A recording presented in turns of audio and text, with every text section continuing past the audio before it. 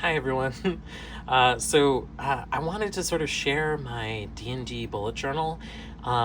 This is I am not a usual D&D person.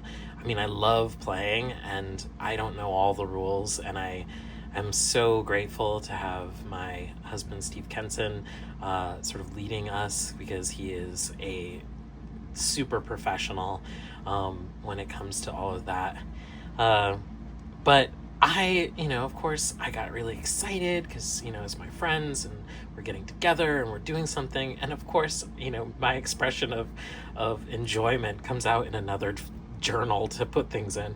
But let me show you some of the things that I've already done. We're on our third, we just did our third session 2 months ago, and we're having our fourth one come up. So let me show you this journal. These are from palestpixels.com. They have lots of cool stickers and amazing little washi tapes that I was super excited to get and have been using throughout this journal. This is my first page. I drew in all of these things with my my markers, my Tombow markers, and this is a sticker that I just had. This is a funny sticker from my friend Glenn. This is my index so that I can keep track of when sessions happen, and if I ever do any collections of some of the information that I have. This is my character image.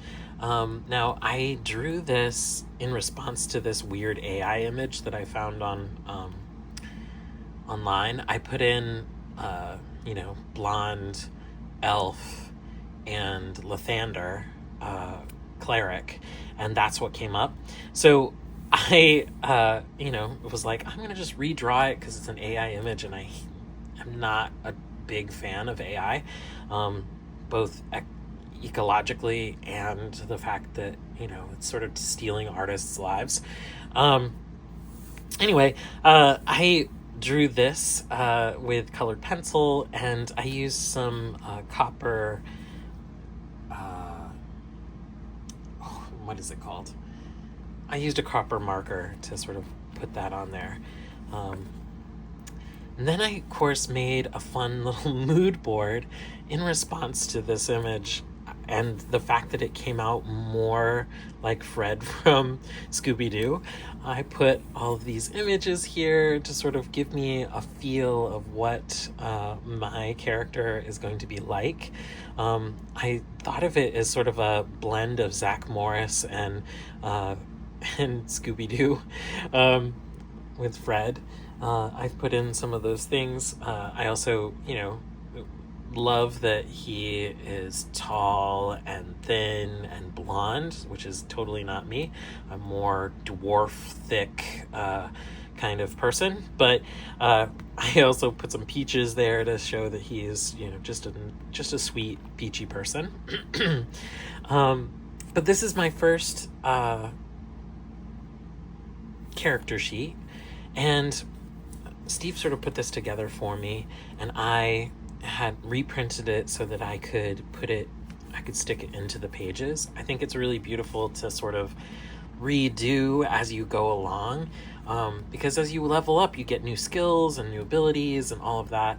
And I think having the old ones that you can sort of turn back to and see how far you've come, all of the changes that you've made, are really kind of cool. I know some people, when they do bullet journal or they do journals of their D&D campaigns, they will actually have something that they can replace or put out or whatever, because they like organization or they like to be able to find things or whatever.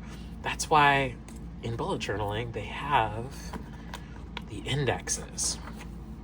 And this Leuchtturm journal has numbers on each page, so you don't have to put those numbers in, which I think is really awesome. But I think it's kind of cool to be able to sort of turn back and look at how things have changed. I sort of edited this one because when we got to level 2, I sort of put in some of the things that I needed to remember in there. Now, this is our first session. This started out my, like taking notes during the thing. One of our friends was like, I'm taking computer notes, so you don't need to do that. And I'm like, no, I do need to do this, because if I don't, I won't remember like what we're doing from session to session. I put a little drawing of Lathander's symbol, and we met a cleric from Helm, so I saw I put that on there to sort of represent them. And we also ran into a boar while camping with some refugees. And so I drew this boar on there, and he had Talos' symbol on him, which I don't know if you can see, but I tried to use this sort of shimmery purple gel pen on top to sort of show it. Now, this part I think is particularly fun about bullet journals and art journals and things like that. Steve handed out a map for us to look at, and I, of course, taped it in so it folds out. So it folds out like this, so that so I can reference it really easily. Now, this is our second session, and you'll notice there's like thumbnail sketches. These were of the terrain because as they were shown to us.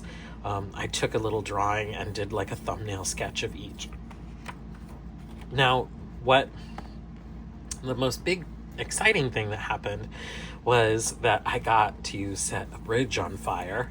So I commemorated it.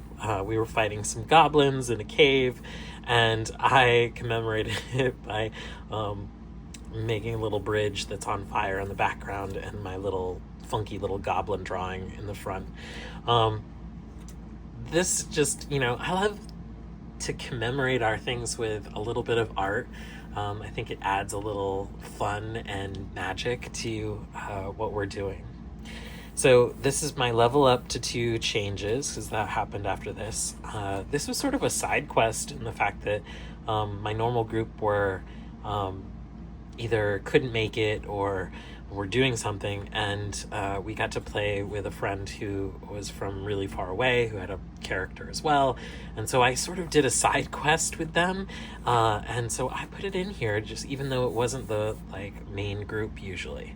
But this was a super fun game and a kind of a fun drawing. I don't like how the water came out, but whatever. You get the gist. So this is session 3, and this is all notes. But we went across this thing, and I can't remember what it's called, but Steve showed us an image of it to sort of be like, oh, and it comes out, and it looks like this. And I was like, oh my gosh. And so he gave me the image for after, and I drew this into the journal from that reference photo. Now, one of the things that I plan to do with this, and to add more to it, is I want to make a collection for my inventory in here. I'll probably put it either close to the back or on a random page. That's one of the cool things about having an index, is that you can look at the index and go, oh wait, where's my bag of holding and what does it have in it? And you can have a collection in part of your book that shows you all of those things. I also want to sort of keep track, make a money tracker for our gold as a group, and maybe some of our loot that we have gained. And I also have some really cool stickers from Peerless Pixels that I was just like, oh, these are so cool, and they're all cleric-y. So I was like, oh, I'll add these. Maybe I should add these to that page that has no art on it, if I can find a place where they fit. While I was looking in here, I also have the reference image I used to make my boar. Though, strangely, I don't have the reference image for that monster that we went up against. I'm super excited that we're going to get back together soon, and I'll be able to have session 3 session 4 start here and then make some art for it. So I hope you enjoyed looking at my D&D journal, and that it has maybe inspired you for your games. And of course, as always, you can find me on Patreon and at adamsartwell.com.